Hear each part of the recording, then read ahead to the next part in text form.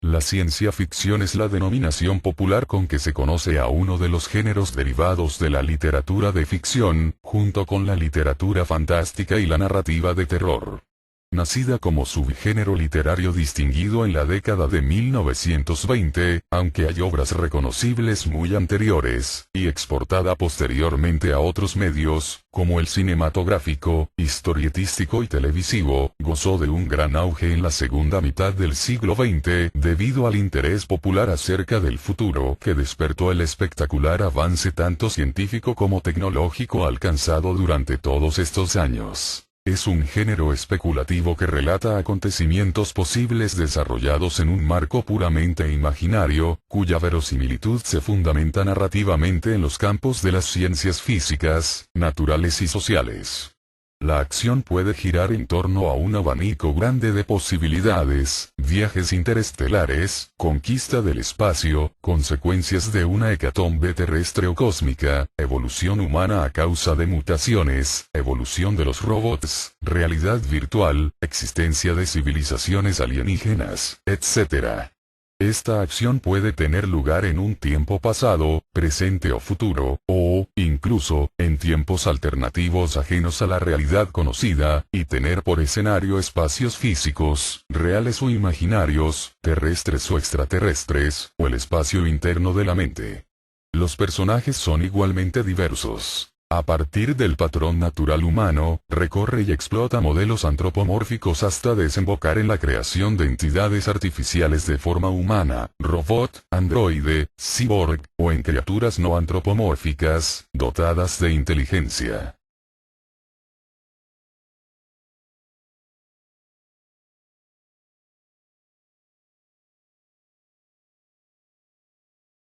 Ray Bradbury se graduó en la escuela secundaria en 1938, y se ganó la vida como vendedor de periódicos hasta 1942.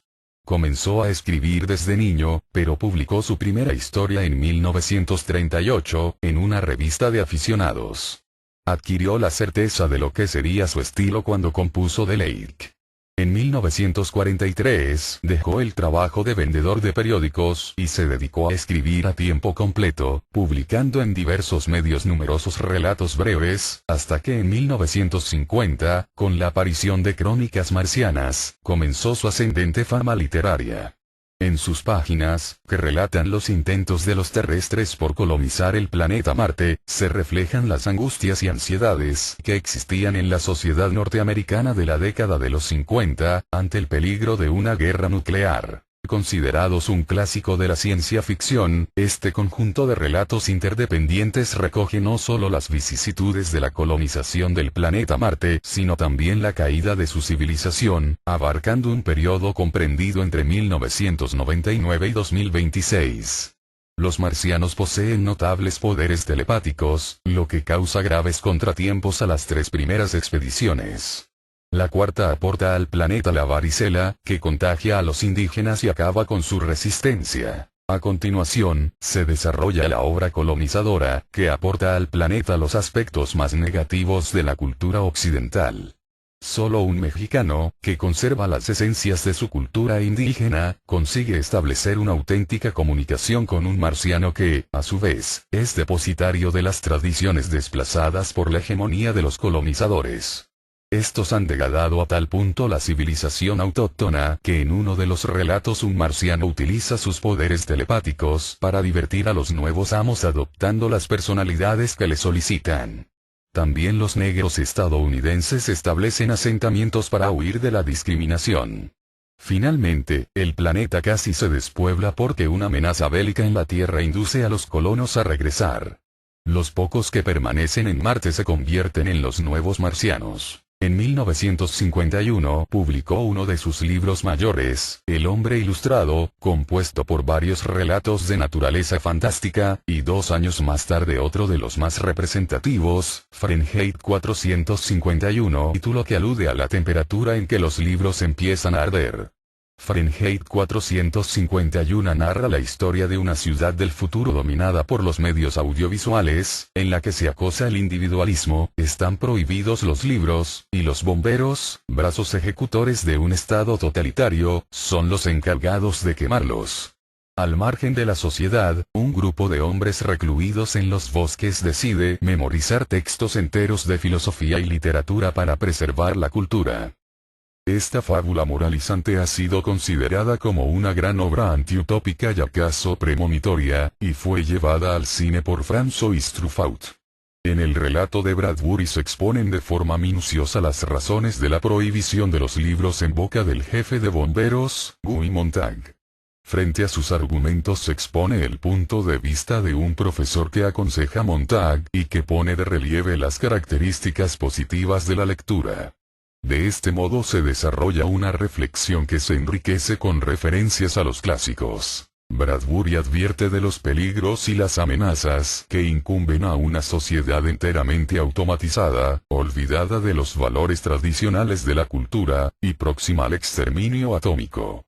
Consigue climas sardónicamente alucinantes en cuentos como Tere Wilcomes of Rains, 1950, donde una casa robotizada prosigue realizando los movimientos programados, en un mundo carente ya de vida, hasta su postrer quema liberadora, o en The Belt, 1950, donde otra casa automatizada, casi dotada de vida propia, masacra, con la complicidad de los niños, a los padres de estos. Pero Bradbury no solo cultivó la ciencia ficción y la literatura de corte fantástico, sino que escribió también libros realistas e incluso incursionó en el relato policial.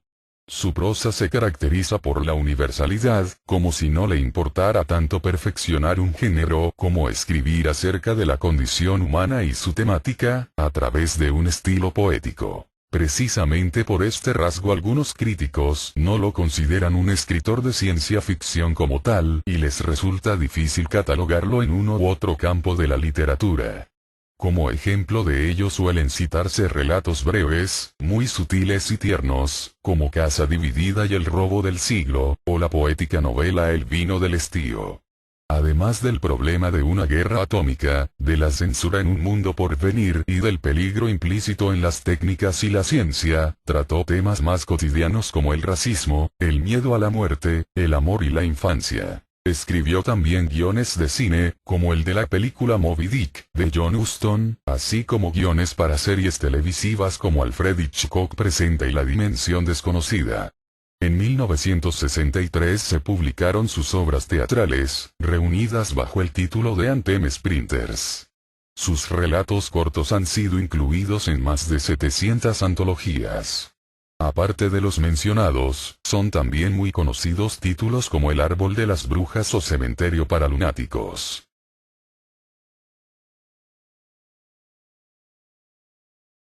Debemos el concepto de utopía a Thomas More, quien dio este nombre a una comunidad ficticia e ideal que le sirvió para criticar su propia realidad. Por lo tanto, el término, a pesar de que su significación estaba presente en otras obras anteriores como La República de Platón, nació como tal en el siglo XVI. Bastante posterior es el término distopía, acuñado por John Stuart Mill, según el Oxford English Dictionary, en el siglo XIX, después de la revolución industrial que dio inicio a una nueva relación entre el ser humano y la máquina. Pero el concepto de distopía no es simplemente lo opuesto al de utopía de More, sino que cada vez aparece más a menudo como expresión de un futuro de opresión para el ser humano, en el que las máquinas o un estado totalitario somete al individuo, hasta hacerle desaparecer en la masa. Esta trágica imagen del futuro de la raza humana se ha convertido en un tema recurrente en el arte. Películas como Terminator o Matrix, novelas como Un Mundo Feliz o 1984 hasta el punto de dar a luz un nuevo subgénero de la ciencia ficción. El cyberpunk, basado en una estrecha relación entre el bajo nivel de vida y el aislamiento combinado con notables avances tecnológicos. Además, los dos términos, utopía y distopía, parecen coincidir en los motivos que inspiraron su creación. Ambos querían servir como denuncia, en algún caso como sátiras, de los errores de una realidad poco satisfactoria. La aparición reciente del concepto de distopía se trata pues de una prueba de la tensa relación que existe entre los avances tecnológicos y el ser humano, que ha visto alterada su realidad gracias o por culpa de ellos.